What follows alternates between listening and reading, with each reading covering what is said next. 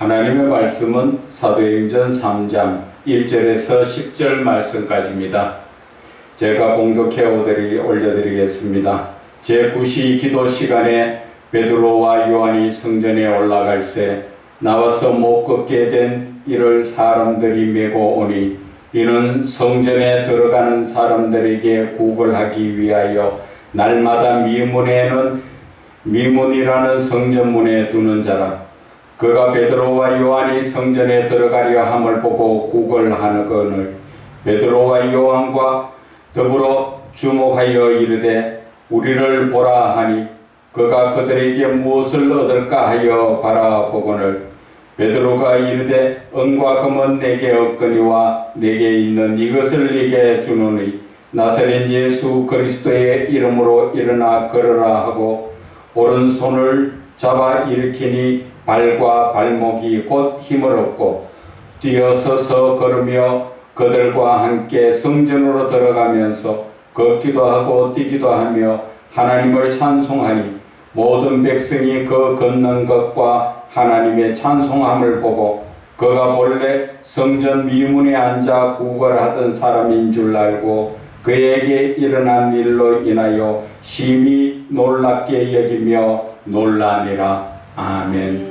그리스도인은 하나님만 의지하라는 제목으로 은혜 나누고자 합니다. 오늘 이 본문은 베드로와 요한이 하나님 앞에 기도하러 들어가는 시간을 이야기하지요. 첫째, 우리가 제9시라는 것은 3시를 이야기합니다. 오후 3시를 이야기하지요. 오후 3시대에서 성전에 기도하러 가는데 이 당시에 그 기독교인들이 기도는 우리 한국 시간으로 이야기하면은 9시, 12시, 오후 3시 하루 3번씩 기도했습니다. 그것을 지금 이스라엘 시간으로 보면은 6시간씩 차이가 나지요. 9시 하는 거는 3시를 이야기하고 3시를 이야기하면 9시를 이야기하고 그래서 6시를 이야기하면 낮에 12시를 이야기하는 것입니다.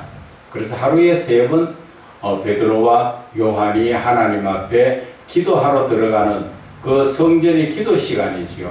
그러니까 거린도 구걸하는 자도 그 기도하는 시간에 맞춰서 거기에 나와가 있었다 그 얘기입니다. 하루 전대로 거기에 와가 있은 게 아니라 기도 시간에 맞춰서 성전에 기도도 하러 들어가는 사람에게 구걸하기 위해서.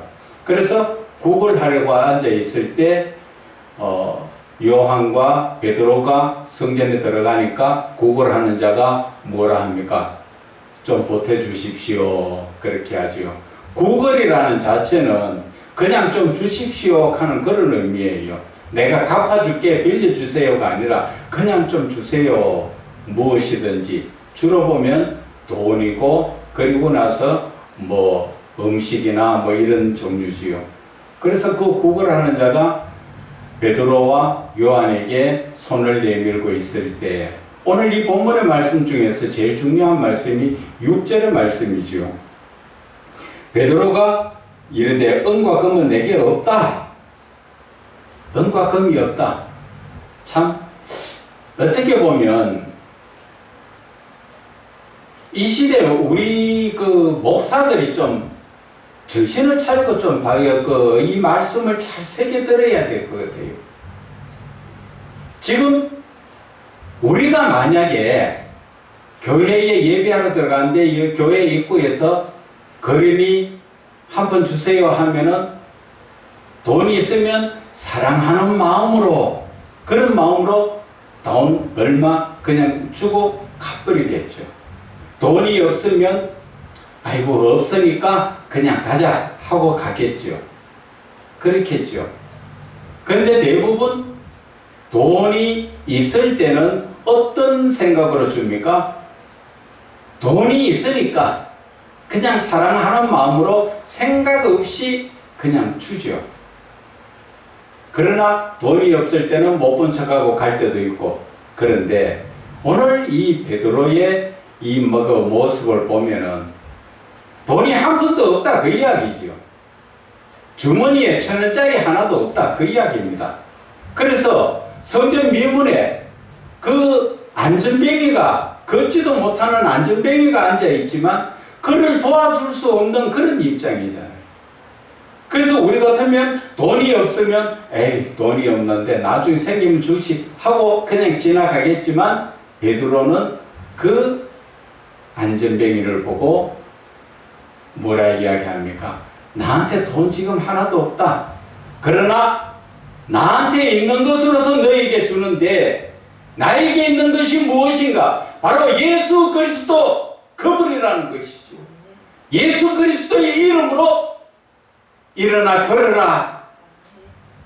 그러니까 걷지 않습니까? 만약에 베드로가 돈이 있었으면 안전뱅이가 걸었겠습니까? 돈 한 푼 주고 지나갔겠죠. 여기에서 무엇을 느끼십니까? 저와 여러분은 현실적으로도 마찬가지입니다. 저와 여러분이 주머니에, 지갑에 돈이 두둑하다면 생각 없이 쓴다는 것이죠. 하나님께 의지하는 그런 마음이 없다는 것이죠. 어디에 의지합니까? 돈에 의지한다는 것이죠.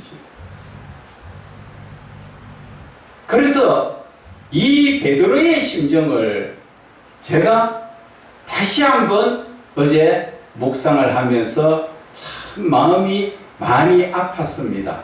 그러나 마음이 아팠다는 것은 가진 것 없는 목사의 입장에 참 마음이 아프더라 하는 얘기입니다. 예를 들어서 뭐 어떠한 돈이 지출될 부분이 있는데 목사에게 돈이 있으면 아무 생각 없이 다 지불해 버리겠죠. 예를 들어서 교회세나 뭐 가정의 이 교회의 여러 가지 세금 같은 것도 돈이 있으면 생각 없이 그냥 다 지불해 버립니다. 안전뱅이에게 지나가다가 돈 그저 한 푼 줘보고 끝난다는 것이죠. 그러나 돈이 없으니까 어떻게 됩니까? 교회세를 위해서, 아니면은 여러 가지 세금을 위해서 누구한테? 하나님께 기도한다는 것이지요. 내가 없으니까 누구에게 매달립니까? 하나님께 매달린다는 것이죠. 그러나 있으면 주머니를 믿고, 돈을 믿고, 재력을 믿고, 그래서 하나님께 매달리지 않고 내 생각대로 산다는 것입니다. 근간에 저희들 교회가 많이 어려워서 참 많이 지금 핍박을 받고 있습니다. 그러한 모습 속에서 제가 이 말씀을 들을 때 맞다. 교회는 돈이 있어야 되지만 목사는 주머니가 얇아야 되겠구나. 그래야 누구를 찾아? 하나님을 찾는다는 것이죠. 오늘 어떻게 베드로가 이러한 놀라운 역사가 일어났을까요? 그는 쉬지 않고 기도하고 있다는 것이죠. 하루에 3번 성전에 가서 기도하고 모여서 서로 떡을 떼며 하나님의 말씀을 나누고, 세상 이야기가 아니라 하나님의 말씀 속에서 어떻게 해야 하나님을 바르게 믿을까? 어떻게 해야 예수 그리스도로 그분을 나의 구주로 삼을까? 그러한 것을 의논하고 나누는 거지요. 그런데 지금 좀 창피스러운 이야기지만 교회가 조금만 재정이 돌아가면 모여서 무슨 얘기를 합니까? 목사의 가정이 살기가 어렵지 않으면 무엇을 합니까?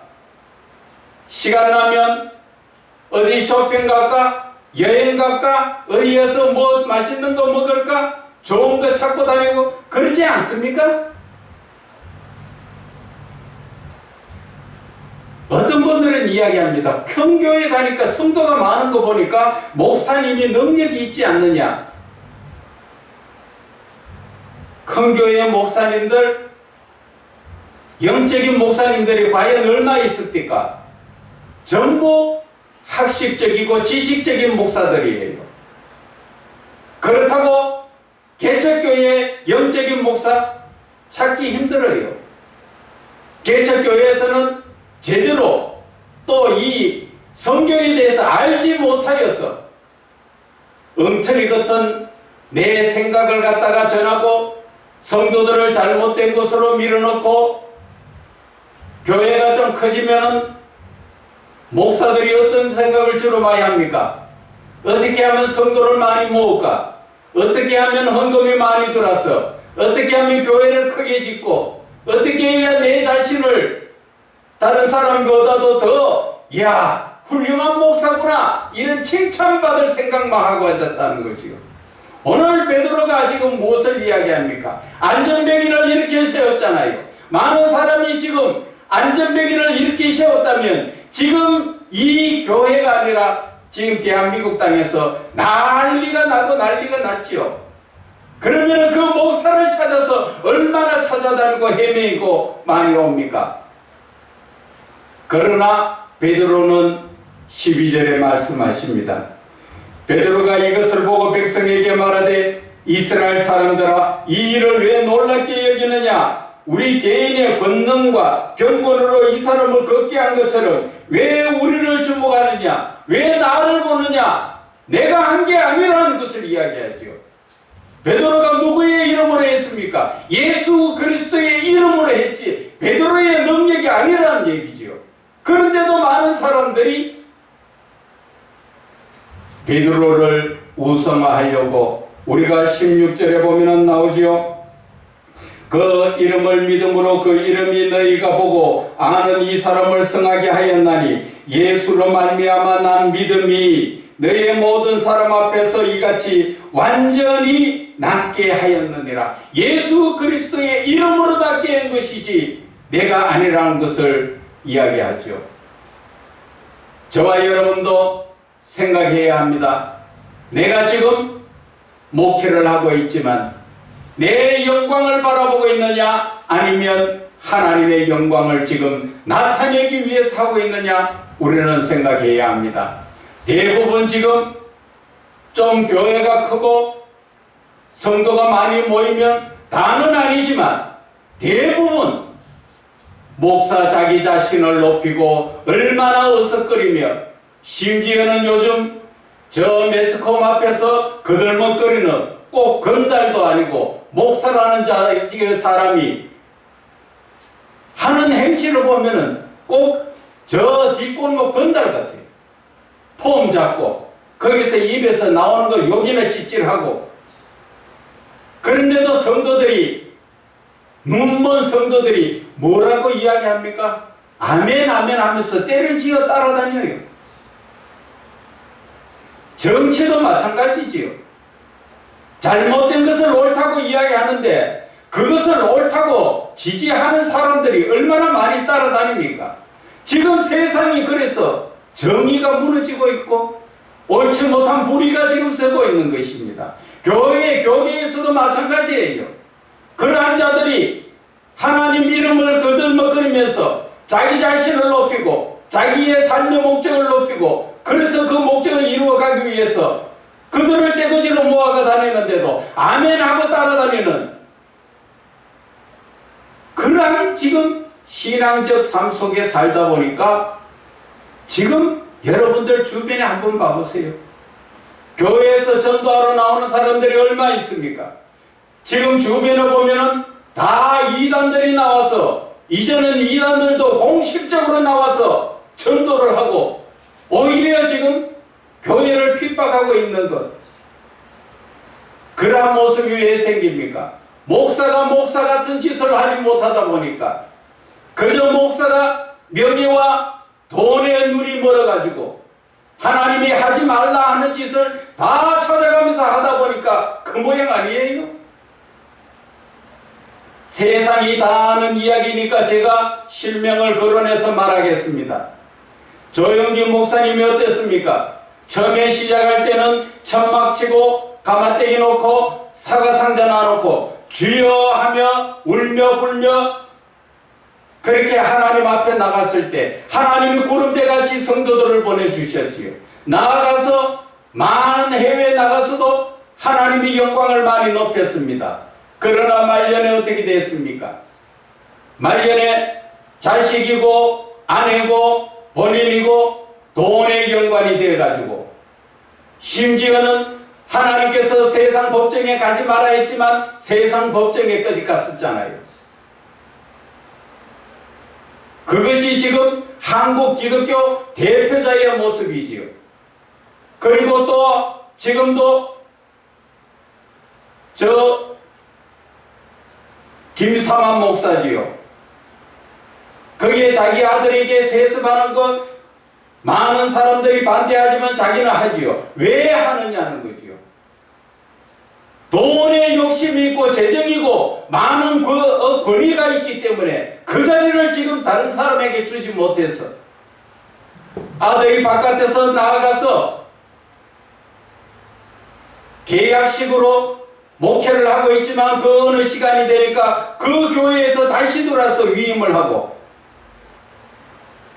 지금 그런 처음에는 얼마나 훌륭하게도 목회를 했습니까? 그런 분들이 끝에 돼 가지고는 왜 그 모양이냐는 것이지요. 다 거론하지 않아서 그렇지 지금 교계에 큰 그러한 인분들이 지금 다 병들어 있어요. 병들어 있어. 무엇 때문에? 교회가 커지고 세력이 넓어지고 헌금이 많이 들어오니까 거기에 전부 눈물어서 내려놓지 못하는 거예요. 오늘 이 베드로와 요한의 목사를 보라고. 이들은 어떤 사람입니까? 주머니에 돈 없는 사람이에요. 주머니에 돈이 없으니까 그 속에 뭐가 있다고요? 예수 그리스도가 있잖아요. 이런 분들은 하루에 3번씩이라도 기도하잖아요. 그런데 요즘 목회자들 역시 마찬가지죠. 하루 3번 기도하는 목사들이 얼마나 있습니까? 그러면서도 하나님 앞에 주세요 주세요. 줘서 뭐하게? 자기 자신을 높이고 자기의 삶을 풍족하게 하기 위해서 어떤 얼빠진 목사는 자기의 생활비 500만 원을 달래.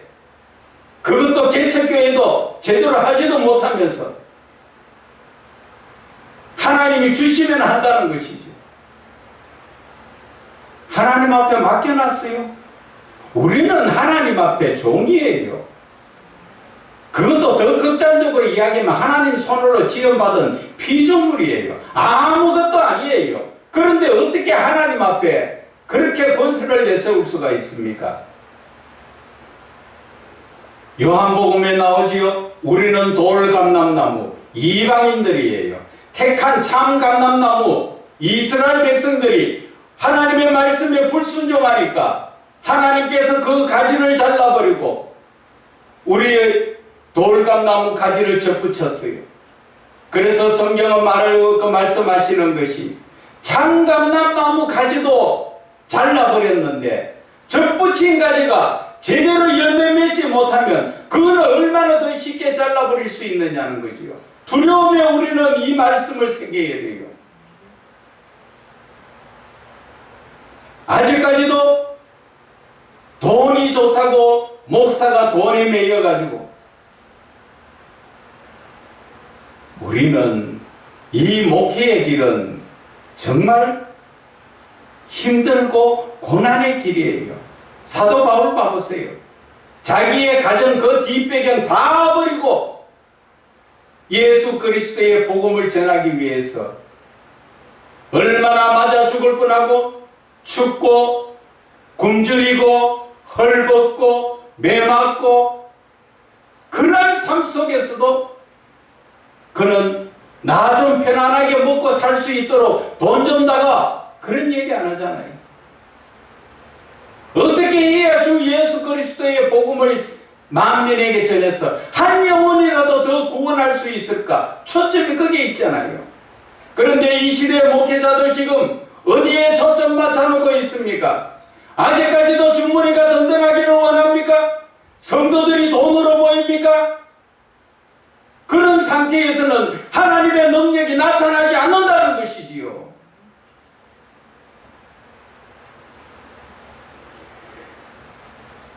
그래서 오늘 베드로의 이 말씀을 우리는 정말 마음에 새겨야 합니다. 6절의 말씀 다시 한번 읽을게요.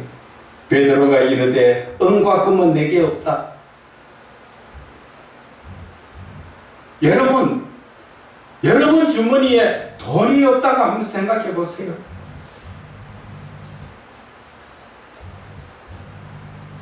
이 시대는 그 시대하고 달라서 돈 없으면 이 시대는 살 수가 없습니다. 전기 하나도 돈 들어가야 되고 수도 하나도 돈 들어가야 되고 모든 것이 전부 돈으로 연결되어 있습니다. 목사 주머니 돈 없다면 어떠한 상황이 일어날까요?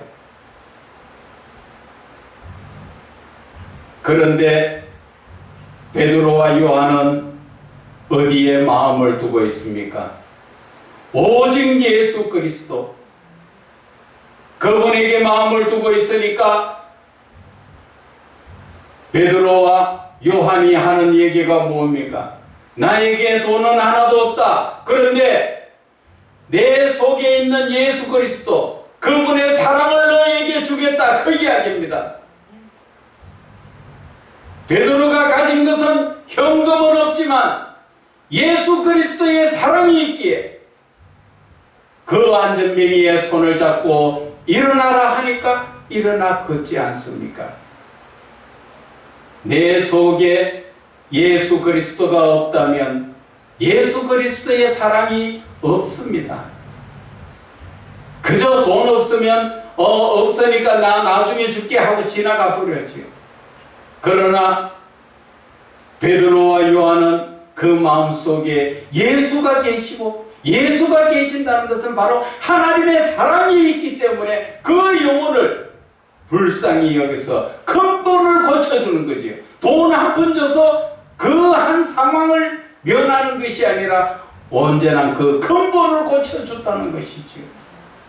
이것이 바로 하나님의 사랑인 것입니다. 그래서 오늘 본문의 제목이 뭡니까? 하나님만 의지하라는 거죠. 누가 예수를 믿는다면 하나님만 의지하시는 것입니다. 하나님만 의지를 어떻게 해야 합니까? 하나님만 의지하려면 우리는 첫째, 세속에 빠지지 말아야 됩니다. 세상에 빠지면 안 됩니다. 그것이 야고보서 1장 27절에 말씀하시죠.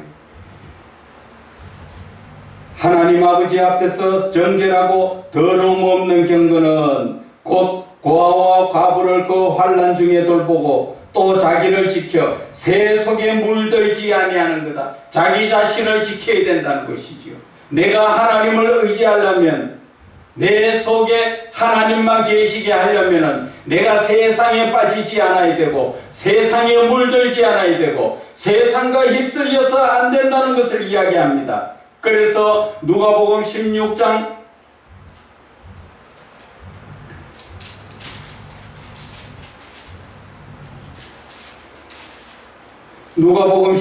13절에도 말씀하시지요. 집 하인이 두 주인을 섬길 수 없나니 혹 이를 미워하고 저를 사랑하거나 혹 이를 중히 여기고 저를 경히 여길 것임이라. 너희는 하나님과 재물을 겸하여 섬길 수 없다고 말씀하시는 것입니다. 예수 믿는 자여, 하나님과 재물을 겸하여 섬기려고 하지 마세요. 하나님 이름을 팔아서 예수 그리스도의 이름을 빙자하여 돈벌이하고 남에게 것을 사기치고 빼앗으려고 하지 마세요. 주로 이 이단이라는 곳에 그 모든 당한 피해자들을 들어보면은 예수 이름에 빠져가지고 갔지만 결국 주머니 다 털려고 알거지 되면 쫓겨나오지요. 그것이 이 이단이라는 것을 알고 나서는 이미 때가 늦었다는 것입니다. 그래서 목회자가 해야 될 것은 내가 사랑하는 그 양떼들, 예수님이 보내주신 그 양떼들이 그러한 이리와 늑대에게 잡혀가지 않도록 미리미리 가르쳐야 한다는 것을 말씀하시는 것입니다. 그래서 디모데전서에 보면은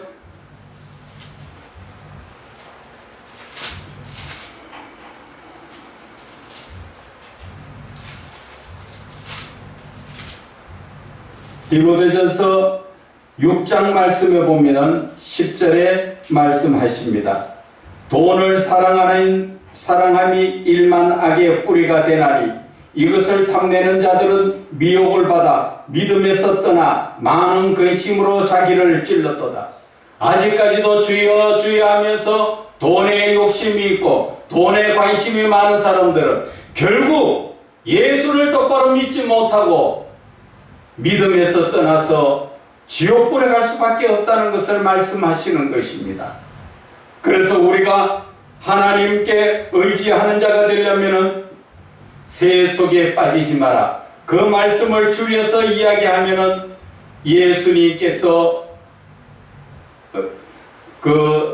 내가 거룩하니 너희도 거룩하라. 베드로가 이야기했지요. 그리고 그 레위기에서도 말씀하시는 것이 하나님께서 내가 거룩하니 너희도 거룩해라. 거룩이라는 것은 새 속에 물들지 말고 내 자신을 잘 지켜서 하나님 말씀 안에 살아야 된다 하는 것을 가르쳐 주시는 것입니다. 그래서 우리는 두 번째는 하나님만을 의지하려면 기도와 찬송을 하라는 것이지. 기도와 찬송을 하지 않으면 늘 우리는 어둠 속에 빠집니다. 기도와 찬송을 소홀히 하다 보면은 나중에 보면은 그 기도도 나오지 않고 찬송도 부르기가 싫어집니다. 그런데 우리가 그 찬송이 불러지기 싫고 기도가 안 될 때는 억지로라도 우리는 찬송을 불러서 그 기도의 길을 터야 합니다. 찬송을 부르면 기도가 열려지게 나오게 되어 있다는 것입니다. 그래서 우리는 찬송을 불러도 형식적으로 그냥 아무 마음 없이 찬송을 부르지 말고 그 가사에 내 자신을 붙여서 바라볼 때 얼마나 은혜가 되는가 하는 것을 찾아봐야 될 것입니다. 그리고 기도를 할 때도 우리들의 기도가 좀 바뀌어야 됩니다. 그저 늘 따따붙다 부르짖는 기도만 그렇게 하지요. 어떤 사람은 몇 시간을 따따붙다 방언 기도를 하다가 말로 하다가 그리고 나서 그 끝은 예수 이름으로 기도합니다. 끝내버리죠. 그거는 일방적으로 하나님 앞에 그냥 따따붙다 하는 거지. 하나님의 음성 듣는 기도가 아니에요. 이 기도에 처음에 시작을 할 때는 찬송으로 기도를 열고 기도가 열려지면 부르짖는 기도를 하다가 그 기도에서 그 다음에는 묵상 기도, 은밀한 기도, 골방 기도로 들어가서 하나님과 교제 기도를 해야 되는 것입니다. 그래야 하나님과의 이 모든 것이 열려지지 않습니까? 그래서 마가복음 9장 29절에 뭐라고 말씀하십니까? 기도 외에 이런 유가 나갈 수 없다 그러잖아요. 기도가 바로 능력이라는 것을 이야기하는 것입니다. 성경에 보면은 기도에 대해서 사도행전 16장을 보면은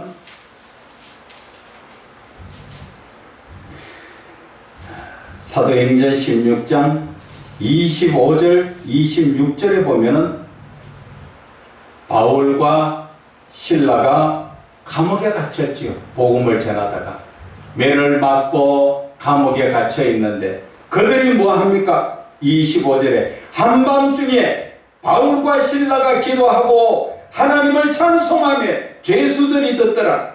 이렇게 했을 때 갑자기 큰 지진이 나서 옥토가 움직이고 문이 다 열리며 모든 사람의 맨 것이 다 벗어졌더라.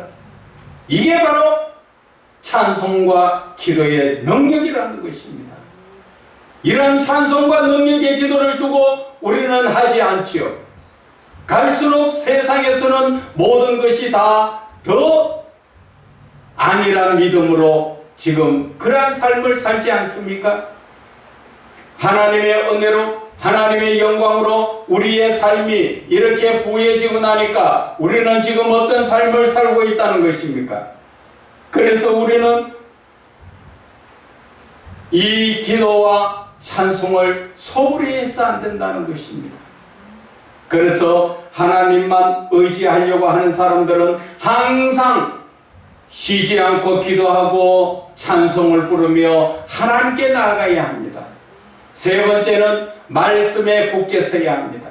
하나님이 주시는 약속의 말씀을 굳게 서서 하나님의 말씀을 따라가야 합니다. 아브라함은 갈 바를 알지 못하지만 하나님께서 이끌어 주시는 대로 가기 위해서 하나님의 말씀을 따라서 그 길을 순종하며 나아갔기에 그는 믿음의 조상이라는 그러한 칭호를 받았지요. 저와 여러분은 말씀을 따라 삽니까? 믿음이라는 그 자체의 의미를 확실하게 우리가 다시 새겨본다면 믿음이라는 것은 말씀에 순종하고 말씀을 따라 사는 것이 그것이 믿음인 것입니다. 우리가 지금 보고 있는 이 성경의 모든 말씀이 하나님께서는 이렇게 하라 저렇게 하라 모든 명령의 말씀이에요. 이렇게 하면 안 된다 하지 마라 모든 명령의 말씀이에요. 하나님이 하지 마라 하는 것은 하지 않는 게 믿음이고 하나님이 하라는 것은 하는 게 믿음이에요. 그런데 우리는 그것을 예배 드릴 때는 주여 믿습니다. 또 기도할 때 주여 믿습니다. 아버지 다 찾고 하지만 내가 하나님의 말씀대로 살지 않는데 아버지 하면 하나님께서 그래 내 아들아 하시겠습니까? 나는 입으로 하나님을 부를지 몰라도 이사야 선지자가 이야기하죠. 1장 20절 이하에 보면은 너희들이 아무리 불러도 내가 듣지 않고 아무리 기도해도 응답하지 않는다 그랬습니다. 왜? 너 생각대로 하나님을 믿기 때문에 하나님의 뜻대로 믿는 것이 아니라 내 생각대로 내 아쉬우면 하나님 이거 주세요 저거 주세요 이 문제가 어렵습니다 해결해 주세요 평상시에 말을 잘 들어야죠. 그렇지 않습니까? 내가 꼭 문제 생겼을 때 말 잘 듣는다 척 하면은 그 하나님이 속아 넘어갑니까? 우리의 삶이라는 자체는 그리스도인이라는 것은 그리스도가 누구예요? 구원자 예수님이에요. 예수를 믿는 사람이 그리스도인이에요. 그 그리스도인은 그 그리스도께서 오셔서 주신 모든 말씀을 듣고 지키는 것, 아멘 입으로만 하는 것이 아니라 내 삶의 내 행동이 아멘으로 따라서 행동을 해야 된다는 것이지요. 그래서 야고보서 2장 17절에 뭐라 합니까? 행함이 없는 믿음은 죽음이라 하잖아요. 그러나 22절에 보면은 믿음은 행함으로 온전케 된다는 것이지요. 말로만 아멘 아멘 한다고 그게 믿는 게 아니라는 것이지요. 행함이 없는 믿음은 죽은 것이다. 죽은 믿음이라는 것은 믿음이 없다는 것이고 그것을 극단적으로 이야기하다 보면 안 믿는다 그 말입니다. 주여 주여 내 아쉬울 때만 하나님 찾지 하나님 안 믿어요. 내가 뭘 믿어? 내 생각을 믿어요. 그래서 모든 내 삶에 살아가는 모든 것은 내 생각대로 하지 하나님의 뜻대로 하는 게 아니잖아요. 그런 사람이 베드로처럼 성전 미문의 안전뱅이 일으키실 수 있습니까? 못 일으키지요. 왜? 그 사람들은 돈만 있으면 되니까. 지금 이 시대 목사들 돈만 있으면 되잖아요. 그러한 삶으로서는 하나님의 영광을 나타낼 수가 없다는 것이지요. 그래서 우리는 그리스도인이라면은 뭐를 해야 된다고 제가 말씀드렸어요? 바로 하나님을 의지해야 된다. 하나님을 의지하기 위해서는 제가 말씀드렸지요. 첫째는 세속에 물들지 마라. 세상과 구별된 거룩한 삶을 살아라. 두 번째는 기도해라. 찬송과 기도를 해라. 세 번째는 말씀을 붙들고 말씀 위에 굳건히 서라. 그럴 때 하나님을 의지하는 것이고, 그러한 삶을 살 때 하나님의 능력이 나를 통하여 나타난다는 것이지요. 우리는 사도행전 3장의 6절의 말씀을 마음에 새게 됩니다. 항상 내 주머니를 만져보세요. 여러분들도 현실적으로 지금 마찬가지입니다. 여러분들 주머니에 돈이 많이 있으면 내 생각대로 무슨 일이 생기면 이 돈값 어디 쓰고 무슨 일이 있으면 뭐 누구 도와주고 다 하고 말겠지요. 하나님께 안 묻잖아요. 그런데 베드로는 그 마음속에 누가 있다고? 예수 그리스도가 여기 계시니까 그 예수 그리스도의 사랑이 바로 안전뱅이를 이렇게 세웠다는 것을 우리는 깨달아야 됩니다. 그래서 제가 여러분들에게 묻고 싶습니다. 아직까지도 많은 돈이 가지고 있고 싶습니까? 돈이 좋습니까? 그러면 여러분들은 하나님과 같이 동행할 수가 없습니다. 돈이 있으면, 저와 여러분이 솔직하게 한번 생각해 보세요. 내 생각대로 살지 하나님께 돈 이거 어디 쓸까 물어보고 사는 그런 사람들이 얼마나 있어요. 그러나 돈 없으면 누구에게 의지해요? 하나님께 의지해요. 돈이 있으면 돈에 의지하고, 돈 없으면 하나님께 의지합니다. 바로 오늘 베드로와 요한이 우리에게 가르쳐 주는 것이 바로 돈이 없으니까 예수 그리스도 하나님을 의지했다는 것이죠. 아직까지도 여러분들 그래도 돈이 좋습니까? 돈이 좋다면 빨리 세상 쪽으로 가세요.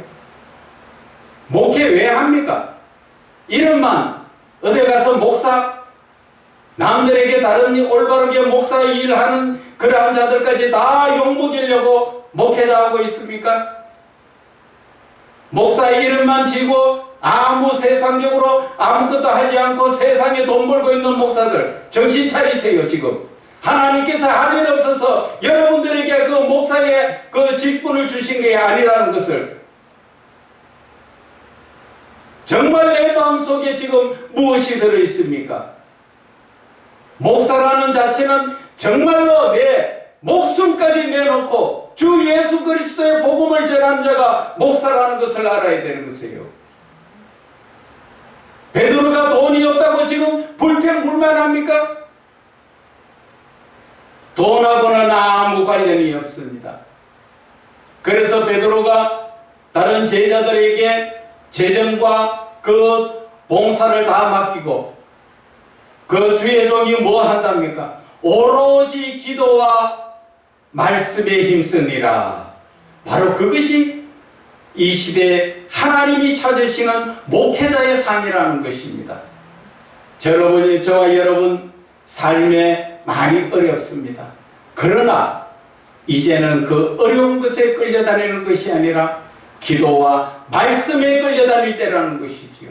좀 더 저와 여러분은 서로 마음을 합하고 뜻을 합하고 힘을 합하여서 우리 주님을 향하여 온전히 기도와 말씀에 힘쓰기를 주 예수 그리스도 이름으로 축원을 드립니다.